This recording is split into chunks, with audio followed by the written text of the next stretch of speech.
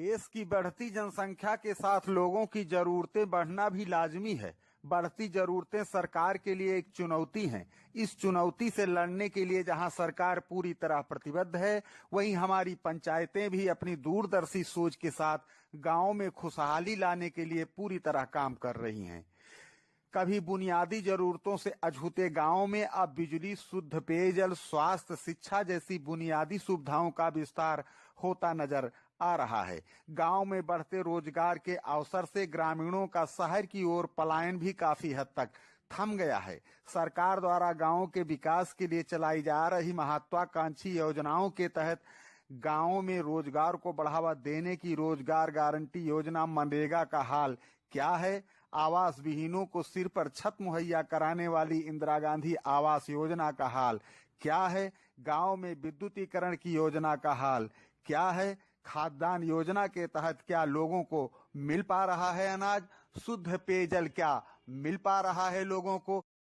इन सवालों के जवाब और विकास योजनाओं की जमीनी हकीकत की पड़ताल के लिए हम पहुंचे हैं धनपतगंज की ग्राम पंचायत धोबीभार में। पिछले 5 वर्षों तक इन योजनाओं के क्रियान्वयन की जिम्मेदारी जिनके हाथों में ग्रामीणों ने सौंपी थी, उनका कितना रहा है योगदान? ग्रामीणों के भरोसे पर कितना खरा साबित हुए हैं पूर्व प्रधान? सबसे पहले हमने मुलाकात की पूर्व प्रधान से और उनसे कुछ जानकारी हासिल की। क्या नाम है भैया आपका? जगदम्बा प्रसाद। जगदम्बा प्रसाद जी। तो प्रधान अभी आप ही रहे हैं जी। तो आप प्रतिनिधि रहे हैं या कि पत्नी आपकी प्रधान है? हम प्रतिनिधि हैं, हमारी पत्नी प्रधान है। चलिए, राजस्व गांव कितना है प्रधान जी? 4 राजस्व गांव। 4 राजस्व गांव है। प्रधान जी, आप महात्मा गांधी के सपने वाले भारत के गांव का प्रतिनिधित्व आपने किया 5 साल। निश्चित तौर पर आपने कुछ विकास कार्य अच्छा करवाया होगा। तो आपके यहाँ आवास की क्या स्थिति रही? हमारे यहाँ 2011 वाली बीपीएल सूची से 105 आवास दिए गए जी, और नई जो आवास प्लस हुआ है जी, उसमें 105 हुआ है जी। और हम 9 लोगों को बिना आवास के अपने मद से अच्छा, उनका मकान बनवाया है, व्यक्तिगत खर्चे से? व्यक्तिगत खर्चे से। अरे, ये तो बहुत अच्छी उपलब्धि है भाई, बड़ी अच्छी सोच है आपकी। इधर सरकार जो है जल संचयन को लेकर के भूगर्भ जल स्तर जो है वो काफी नीचे जाने की वजह से एक विश्वव्यापी समस्या रही और ओवरऑल वर्ल्ड और अपने देश में भी जल संचयन को लेकर के काफी फोकस रहा गवर्नमेंट का। तो उसके तहत आपने कुछ काम किया होगा, तालाब वगैरह? जी, उसके लिए हमने एक तालाब का निर्माण कराया जी। उसका नाम कुंडवा तालाब है। अच्छा अच्छा। जो कि करमौली में स्थित है। तो वो जेसीबी से खुदाए होंगे? नहीं, मजदूर से। इधर लॉकडाउन में काफी मजदूर भी आए रहे होंगे? जी, उनको हमने अपने शक्ति अनुसार काम दिया है। ग्राम पंचायत में उनको रोजगार मिला दिया। उसके बाद उनके रहने खाने की व्यवस्था भी की गई। जी, चलिए, बड़ा सुंदर है। कुछ जो बुनियादी जरूरतें होती हैं गांव की, मसलन शिक्षा को लेकर के, तो इसमें भी आपने प्राइमरी स्तर की जो शिक्षा है, स्तर की जो शिक्षा थी उसको हमने स्कूल का कायाकल्प योजना के अंतर्गत स्कूलों में हमने टाइल्सीकरण, शौचालय, उसके बाद अध्यापकों से कहना सुनना, उनको समझाना, इतना काम हमने किया। नहर का ये सीपेज प्रभावित एरिया था, तो इसमें गांव के रास्तों की बड़ी समस्या रही कुछ दिन पूर्व। तो इसके लिए भी कुछ आपने काम कराया होगा? जी, हमने तो वो काम किया है कि जो कि आज़ादी के बाद कभी हुआ ही नहीं था। जी जी। हमारे 5 साल के कार्यकाल में कम से कम 10 काम ऐसे हुए हैं जो कि उस पर कभी एक ईंटा रखा ही नहीं गया था, न मिट्टी पड़ी थी जी। और जिससे जनता भी संतुष्ट है और हम भी संतुष्ट हैं अपने कार्यकाल से, क्योंकि हमने जनता के कहे हुए कामों को बहुत अच्छी तरह से इंगित किया है। जी, और उसको किया है। और आप भी जाके गांव में अगर पूछेंगे तो सभी लोग ये बताएंगे कि जो काम कभी नहीं हुआ था हमने उसको करवाया। हमने 10 कुओं का निर्माण करवाया, 10 देव स्थानों का निर्माण करवाया।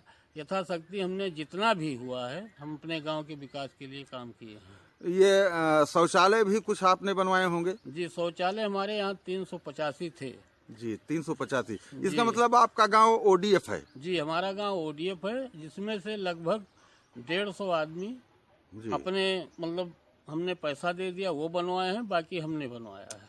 चलिए बड़ा सुंदर है। सामाजिक सरोकार की कुछ योजनाएं रही हैं गवर्नमेंट की, विधवा पेंशन, वृद्धा पेंशन, तो इसमें भी आपने कुछ काम किया होगा। 35 पेंशन वृद्धा करवाया है, 15 विधवा करवाया है और 3 विकलांग करवाया है।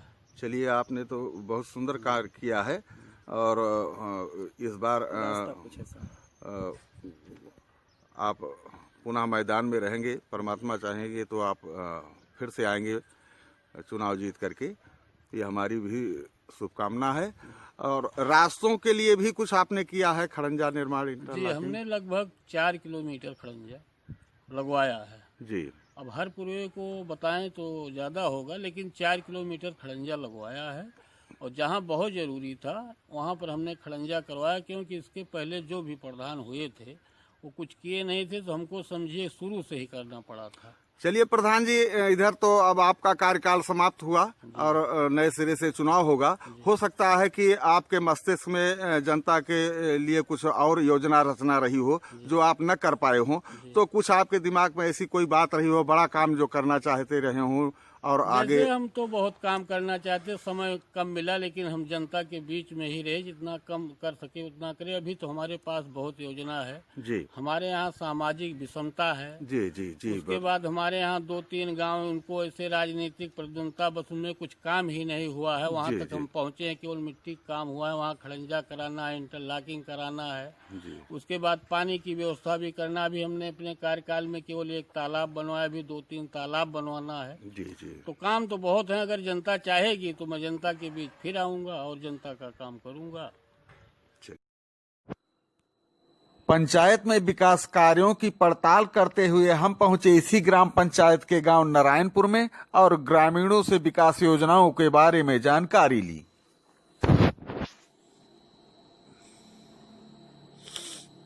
नाम है भैया आपका? छोटेलाल। छोटेलाल, तो ये नारायणपुर आपका गांव है जी।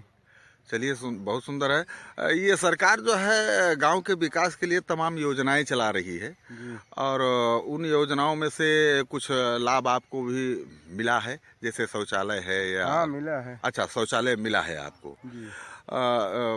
गांव के रास्ते वास्ते भी आपके ठीक हैं? हाँ, या ठीक है। अच्छा, इधर जो है 5 साल तक प्रधान रहे आपके यहाँ, और तो उनका कार्य आपको पारदर्शी लगा कि वो कार्य किए कुछ? हाँ, किए हैं, ऐसी अच्छा, बात नहीं है। अच्छा, कार्य किए हैं, लेकिन कि सबकी पसंद का काम थोड़ी ही हो सकता है। जी जी जी सबकी जी, पसंद अलग अलग रहती है। जी जी।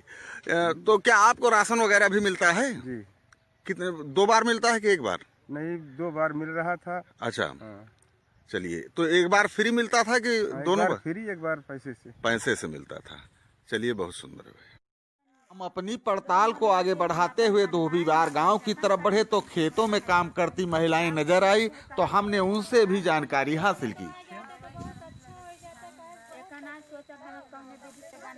नाम है नीतू प्रजापति। नीतू जी, सरकार बहुत सी योजनाएं चला रही है, उसमें से कुछ योजनाओं का लाभ आपके भी परिवार को मिला है? जी सर, मिला। या क्या मिला है आपको? 1 कॉलोनी मिला। 1 कॉलोनी मिली है। चलिए बहुत सुंदर है। तो इधर महिलाओं को चिकित्सा के लिए आप लोग कहाँ जाती हैं? धनपतगंज। तो ये तो काफी दूर पड़ता है। हाँ सर। आपके यहाँ एनएम सेंटर नहीं है? जी नहीं सर। तो एनएम सेंटर नहीं है तो सरकार से आप मांग करेंगी कि हमारे यहाँ एनएम सेंटर बने? हाँ सर, जिससे करेंगे कि इतना दूर हमको सबको जाना पड़ता है, बच्चे लेके बहुत तकलीफ होता है। बहुत यह बात जो है आप अपने प्रधान से भी बताई हैं कि नहीं अभी? सर, प्रधान मेरा सुन नहीं रहा तो क्या करेगा। क्या नाम है भैया आपका? भैया हमारा नाम मिंकू लाल है।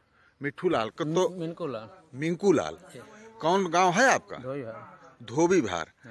तो मिंकू लाल जी, बताइए कि सरकार जो है गांव के विकास के लिए तमाम योजनाएं चला रही है, आवास के लिए है, शिक्षा के लिए है, स्वास्थ्य के लिए है, तो कुछ किसी योजना का लाभ आपको भी मिला है? नहीं, हमारा सूची में ऐसा नाम नहीं था। हाँ, प्रधान जी अपने खुद बनवाए। अच्छा, अपने पैसे से बनवाए प्रधान जी? हाँ। तो आवास अब आपको मिल गया है? चलिए बड़ा सुंदर है। और राशन वगैरह भी मिलता है? हाँ, राशन मिलता है। प्रधान जी का कार्य व्यवहार कैसा लगता है आपको? अच्छा है? बहुत अच्छा है, सब ठीक। तो चलिए, अब तो फिर चुनाव आने वाला है। यदि आपको अवसर मिला तो आप दोबारा प्रधान किसको पसंद करेंगे? इन्हीं को। अच्छा,